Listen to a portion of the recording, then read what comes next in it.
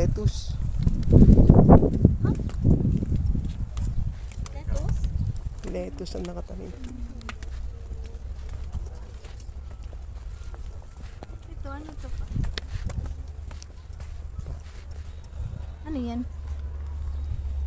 Yata strawberry. Pink. Kasama pala Hindi si ko alam. Saan?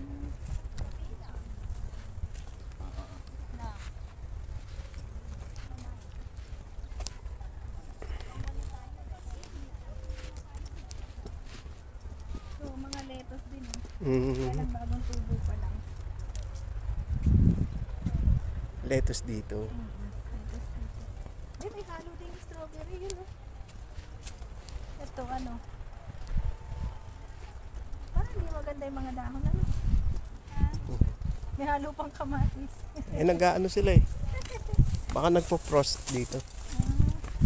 Ayun oh, yung ano yun, yung cherry na ano, kamatis. Ayun Oh. oh. Ano, hindi Cherry lang tomato. nila, oh.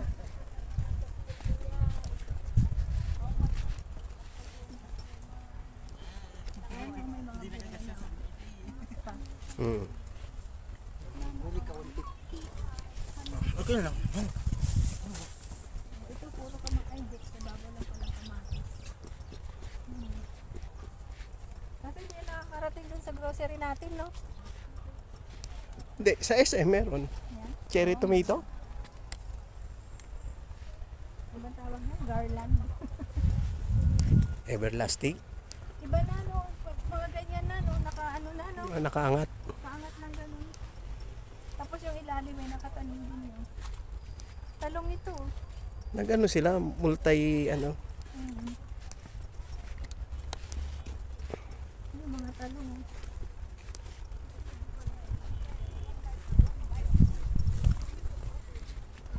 Iba-iba pala pang pipik mo. May mga gulay din. Meron. 1 kilo nga raw yung sa ano. Ma-income talaga siya. Eh, strawberry nila 1 kilo minimum ano? Yung mga bunga na. Minimum nila. 1 kilo. Oo. 750. Ayan, oh. Gaano karami naman yung 1 kilo na yun. Kaya nga eh. Ito yung mga pipik.